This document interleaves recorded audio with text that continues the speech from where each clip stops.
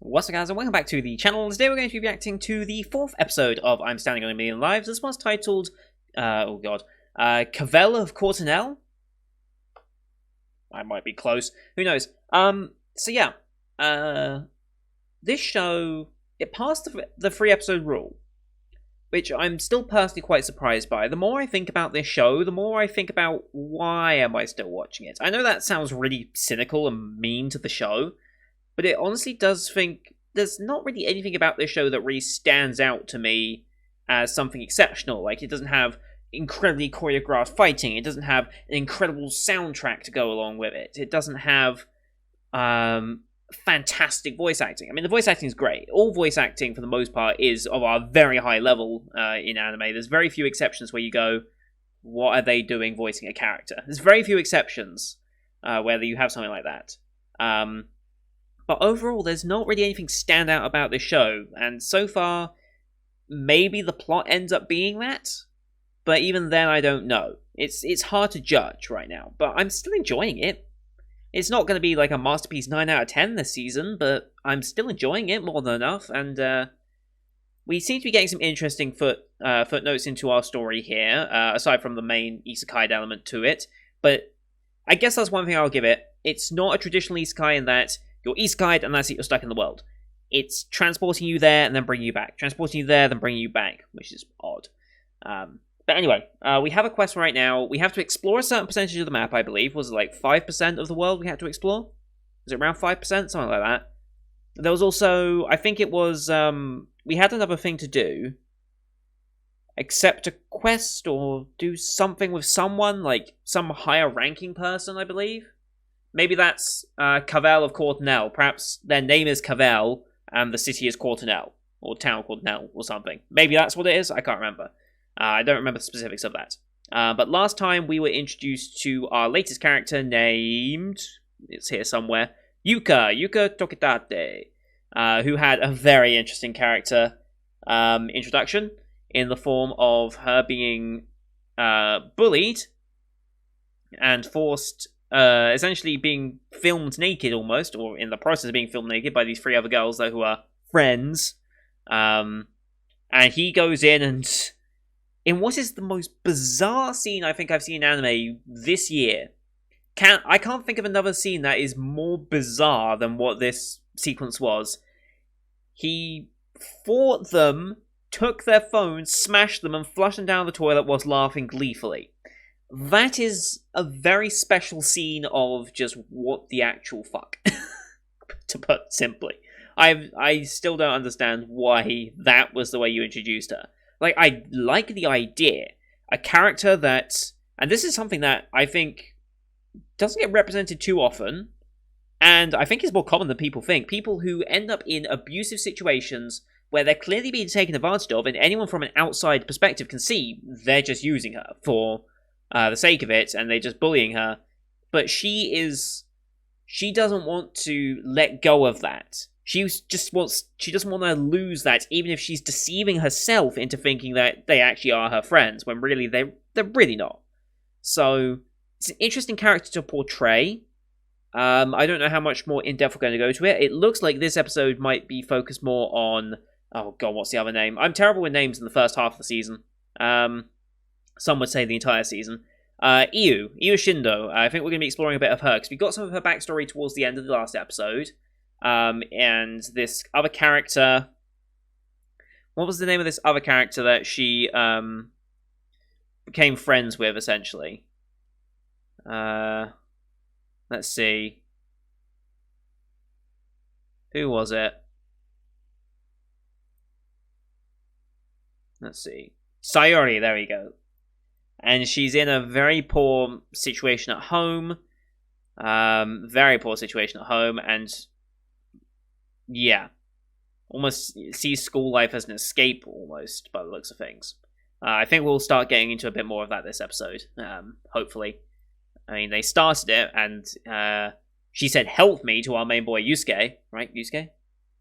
Yusuke Yotsuya.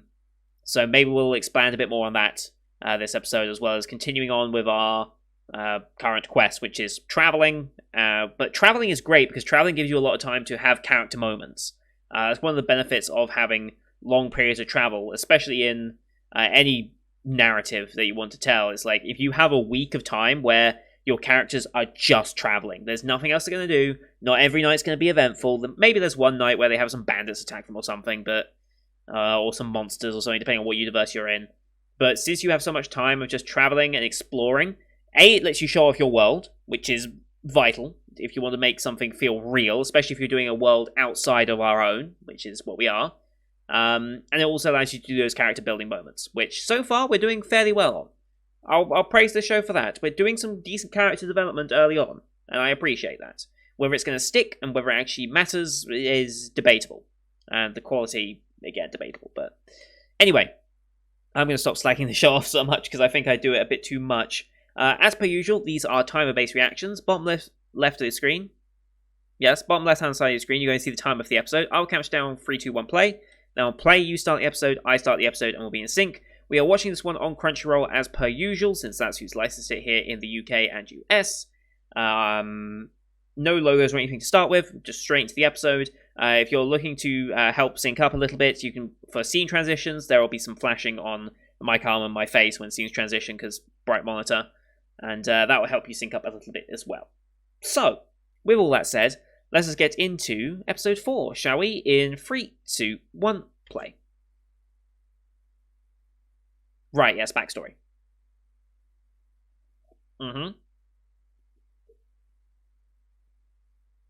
Sayuri?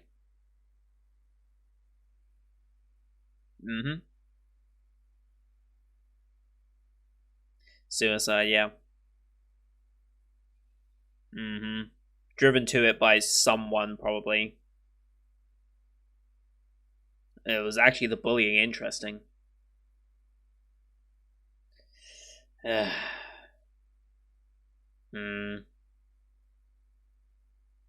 that's the father saying that. Jesus. Bullied in elementary.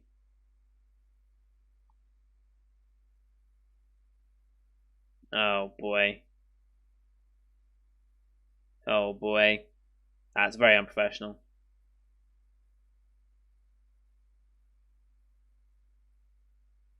Oh shit. Oh shit. Oh shit. That's some good friends right there. That's actually really cool. The friends being supportive against the teachers. That's nice. Yeah. It's actually really cool. Okay.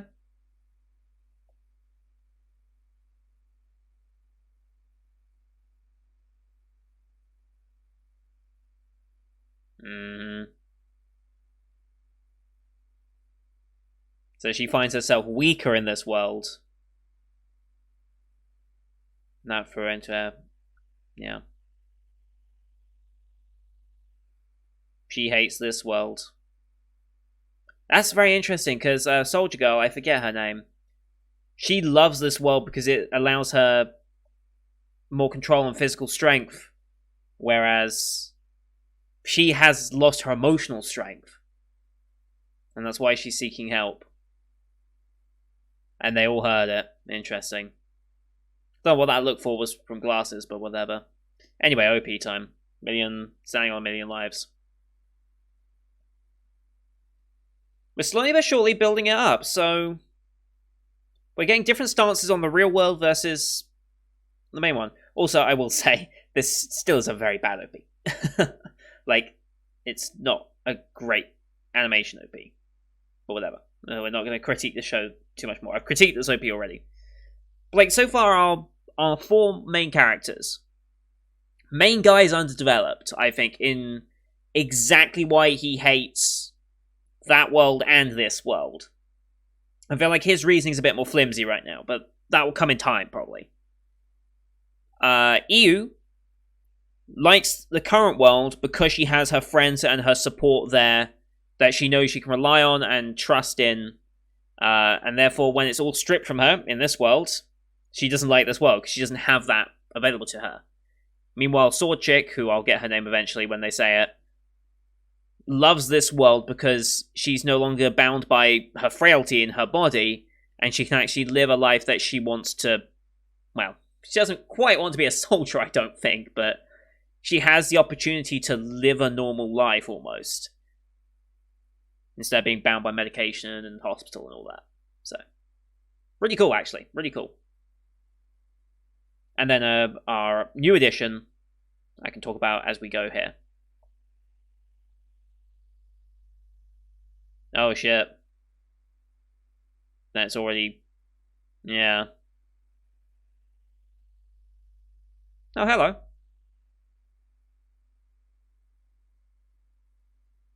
How convenient, yes.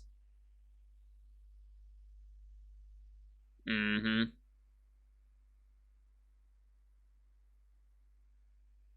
Yes.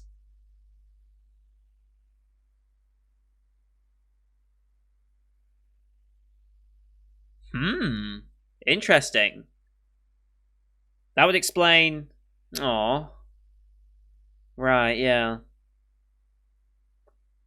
That would explain a lot.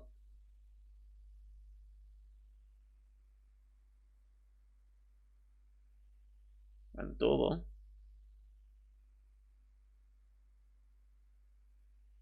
Okay.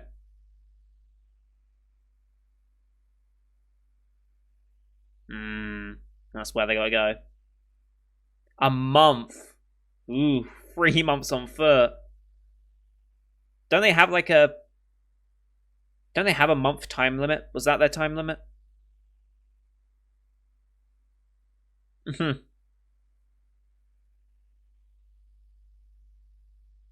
you know of where we can get others? Town of Cornell, okay.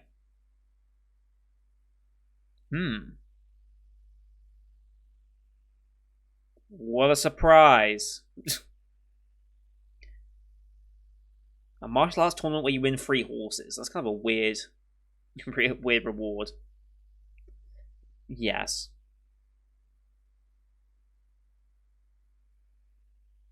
Absolutely, you should always be doing leveling as soon as you're traveling. I mean, you're going to be attacked by something anyway. Mm-hmm.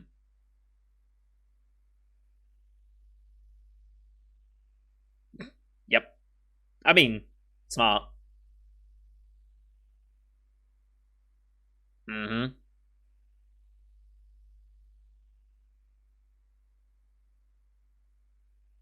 Never mind.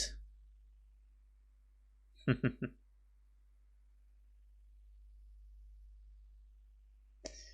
you sure about that?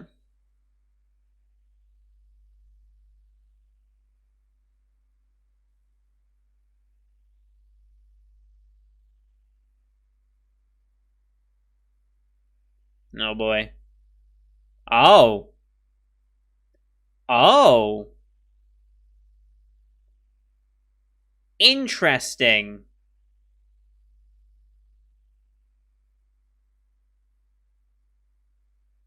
Interesting. It's a weird system, but whatever. Oh boy. Where is she? Then we go together.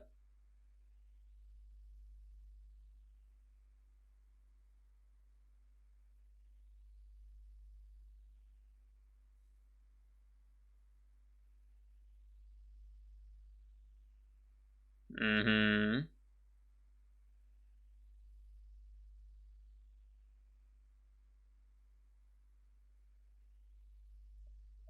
I mean,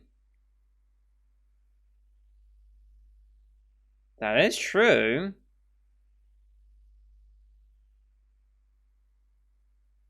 Uh, also true.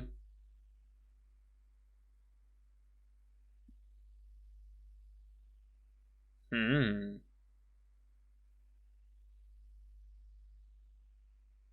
Can you use that? Okay.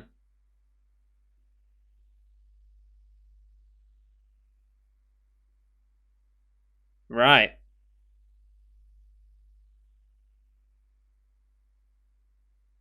Interesting.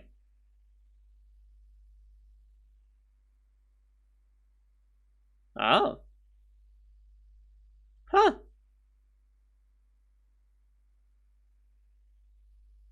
Hmm. Then again, in this world, his life is not as valuable. That's also true. Oh. Hmm.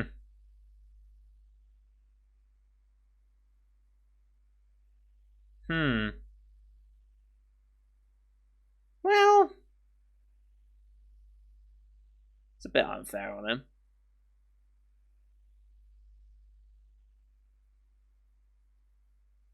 I mean, that works. Kind of. Interesting way for that to go.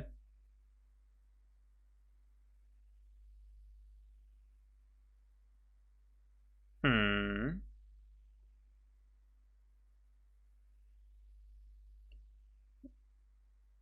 There's might be a reason.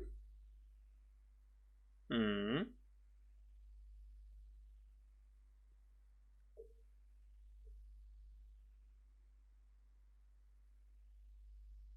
Mm-hmm. Yes. Oh boy, really?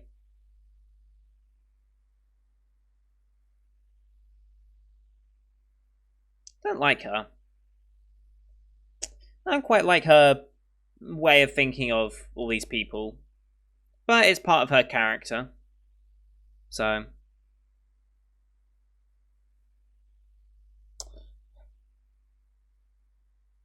could have seen that one coming. Are you actually going to go for them or not? Oh, hi, goblins. He was rank 9 before he got demoted. Oh, yeah, he's getting ranked up again. Alright. What's he going to be now?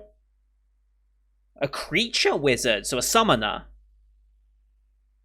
Or like a druid. Oh, God, I'm going to have to pause that and look at that later. Oh, interesting. Oh, okay. Charisma builds. Well, yeah, you won't have all the physical stats. But he's a smooth talker now. But I don't know if that helps him in actual hand-to-hand combat. Yeah.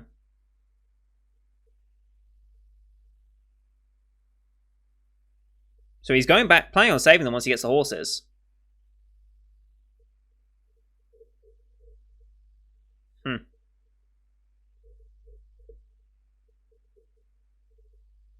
No. I think she believes in him. Well, yeah. That went about as expected, okay. Carvel's a knight, okay.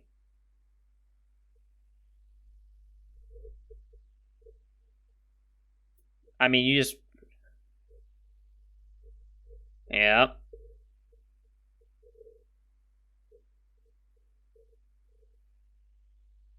Of course, it's another woman. Why wouldn't it be? Yeah. Gotta build that harem. I mean, yeah, killing a hero is probably not great for this world.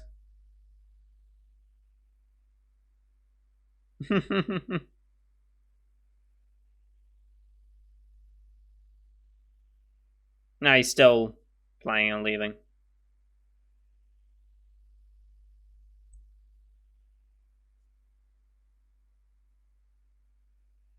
Mm-hmm. That's one way. Oh, shit. A horse for a troll. Wow. Okay. Aha! Aha! That's clever. That's clever.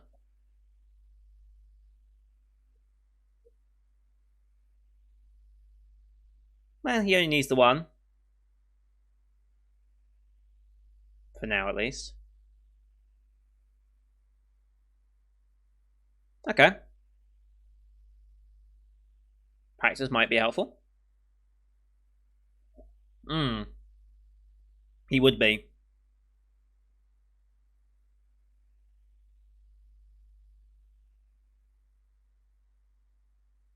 Do you think the bandits might have some horses that you can take once you do it? Alright, yeah, he can't hold a sword. I mean, it's same difference, it's just weight's different, right?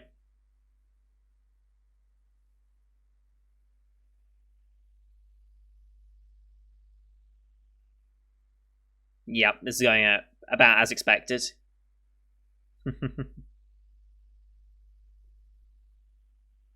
Low end of mid range.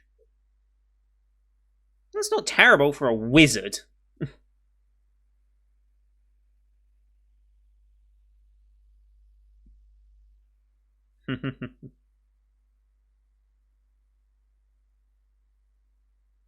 Yeah.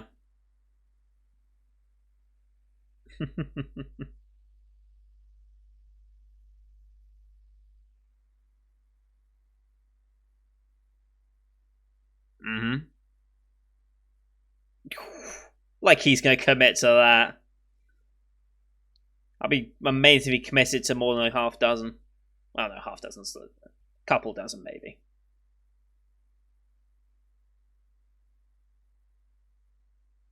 Oh boy, it wouldn't be an isekai without rapey intentions. Jesus Christ.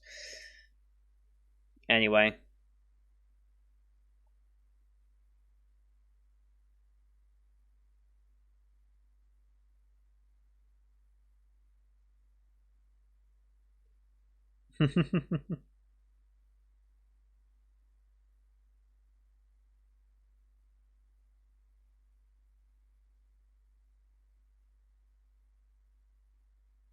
Mm-hmm. So they did manage to defend themselves at least, that's good. Yeah. Forgot they'd be completely equipped.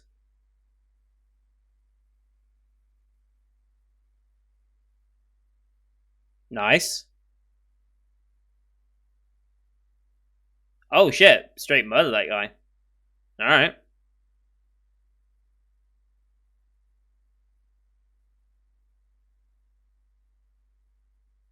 What was the point of attacking before the daybreak if you're just gonna get rid of all the element of surprise? Anyway, whatever.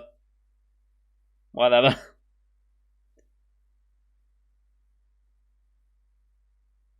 Nice. Him? Oh boy, what monster have they got here? A troll? Something bigger than a troll? They're all running, okay.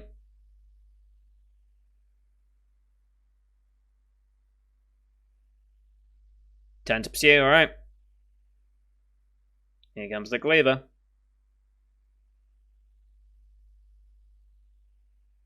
It's gonna be something different. Oh, it's gonna be an actual person. Interesting. Oh shit.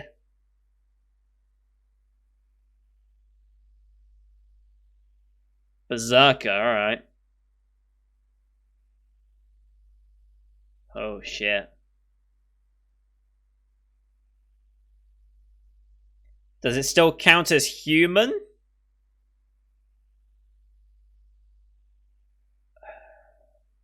Well, good luck. Oh shit.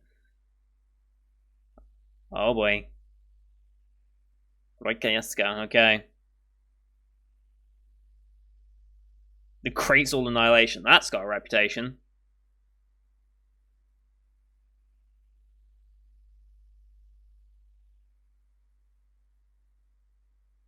That was a weird battle cry.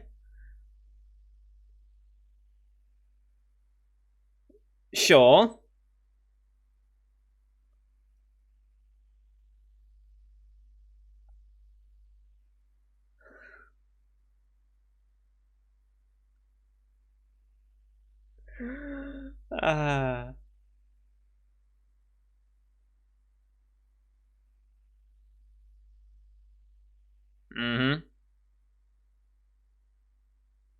Yeah. Sneak attack? Sneak in an attack whilst... Well, you've got to do something now, because... Nice. Yeah. Creature magic. Persuasive. Convince it.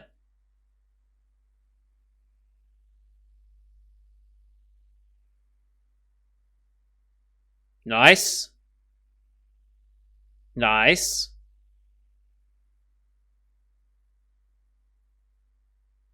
Oof. I mean, yeah, what do you expect? Oh, shit. That was a good hit.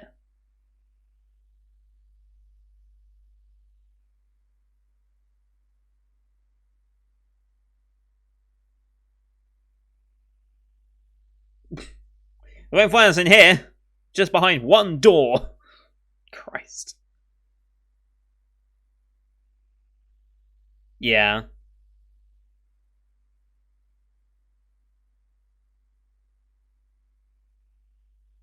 Hmm. Carriage would be a good idea. Mm-hmm.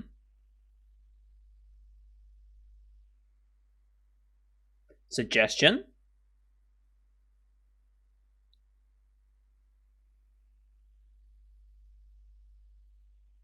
They just...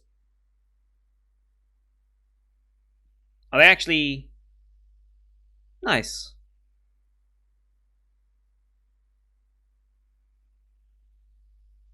Uh-huh. Full-on escort. Interesting.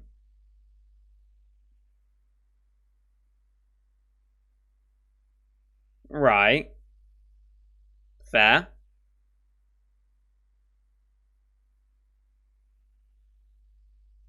Okay. Sure. Alright. Yeah. I think because she knows she can kill you over and over and over again, it's fine, probably. It would be very helpful for you, actually.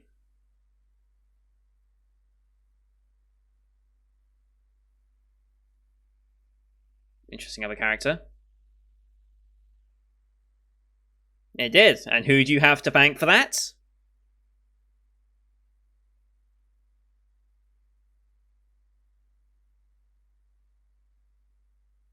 Alright. Off we go. Episode 4, Carve the Cortinel. So we've introduced another character. And this is actually an in-world character, not an... not an isekai character from the school. Good.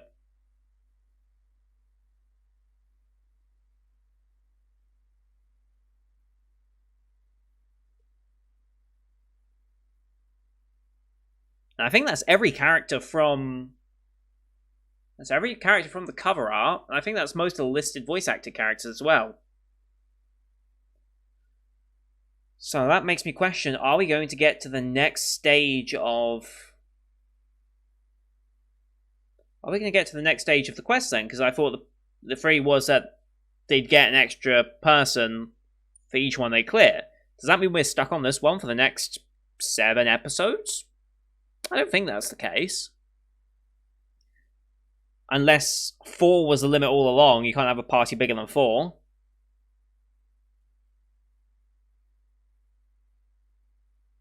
Be interesting. But I don't think we're meant to see any more characters. I know the current party is now 5 characters, but I meant 4 as in 4 from the being isekai'd, and then any in-world allies you can make. Which, as heroes, I'm surprised they haven't tried to exploit a little more, but... Alright. Hi. Okay. Didn't expect this, I'll be honest.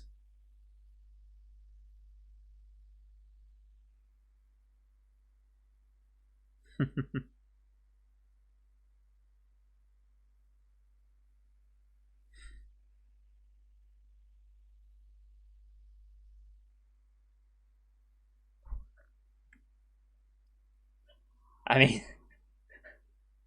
Okay. It's an interesting end segment. And that's continuation from last week's end segment as well, which is kind of interesting. Yeah, interesting.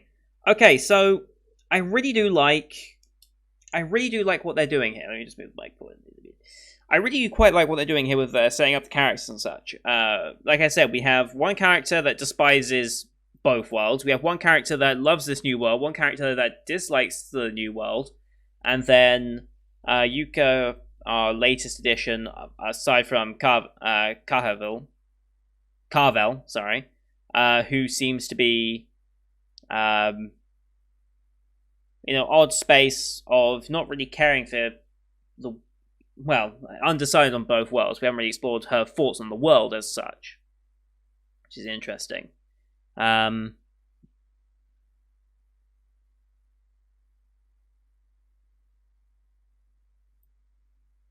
yeah, this is interesting. I want to go to his stat page now that he's a creature thing. So it's not entirely all balked subclasses. He's not just going to be getting all these obscure ones like farmer, chef, and such on. He can roll legitimate classes. Creature wizard is, or sorcerer, or whatever the hell it ends up being, is a legit one, to be fair. So let's see what his stats are. Wizard or creature. Health, upper body, lower body. All his strength stats went down, but he gained MP. Can speed up or slow down the cellular metabolism of creatures by touching with the palm. Okay. Can increase or decrease the persuasiveness of their own words and actions. Why would you ever decrease your persuasiveness? Decrease your persuasiveness. Is that meant to be... Is that just a roundabout way and kind of weird translation of saying... can increase your persuasiveness or increase your deceptive capabilities, so you make people not trust you.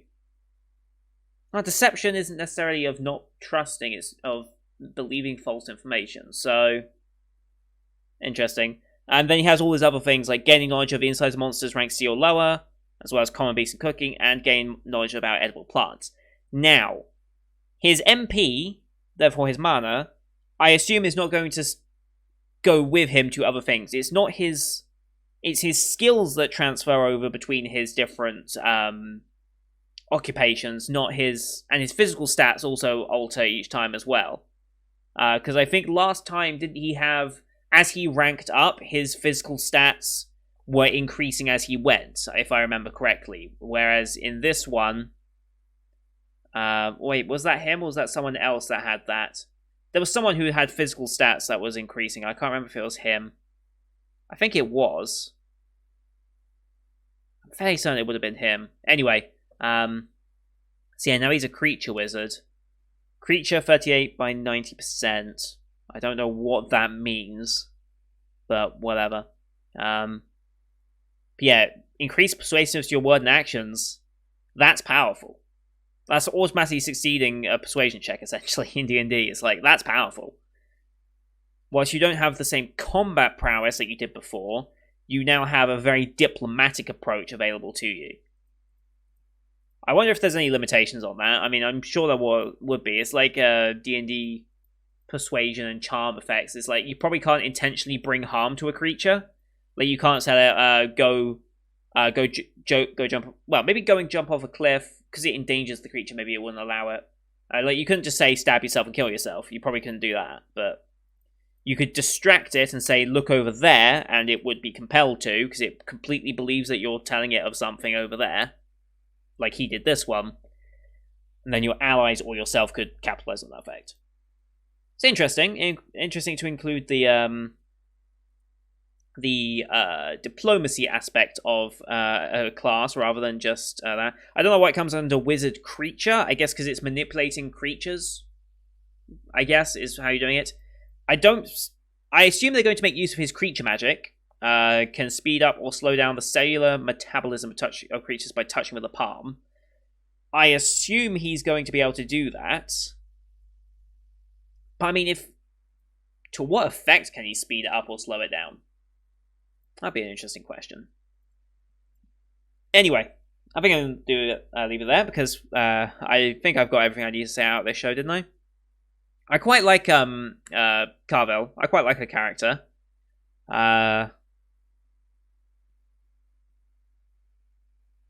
Yeah, I like the way they handle it. I think there needs to be a scene now between our main boy and Yuka, or some meaningful scene with her, because I feel like her attitude is devolving. Not like in a way of like, oh, it's becoming detrimental to the show. I mean, it's devolving in a sense that it needs intervention if she's going to start growing as a character, or else she's going to just keep devolving and then become detrimental to our main cast. Not from a viewer perspective, but from an internal, real, assuming they were in a real world scenario. She needs to be called out on some of the things that she says. She needs to be called out on having faith in people for once and not making snap judgments of people and things like that. Because the way she spoke of EU, I didn't really like that. Like, she didn't really say anything overly, like, doesn't say anything overly bad of her, but she was kind of starting to imply some things, which I think if she actually knew EU, she wouldn't actually make, obviously. And you can see when she had that weird look on her face when they were talking, when EU and Yusuke were talking. So, yeah, I feel like there's going to be a scene there to explore upon. But that's it for today, guys. Thank you everyone for watching. Hope you enjoyed this one as per usual. Leave a like if you enjoyed the episode. It helps grow the channel out a lot. As do your comments. Likes, comments, and watch time are the biggest contributing factors to the channel growth. And so far, you guys have been absolutely crushing it. So thank you everyone for your support. And don't forget to hit subscribe to see next week's episode, as well as the rest of the full 2020 lineup you can find on my channel. Thank you for watching. Until next time, see you guys later.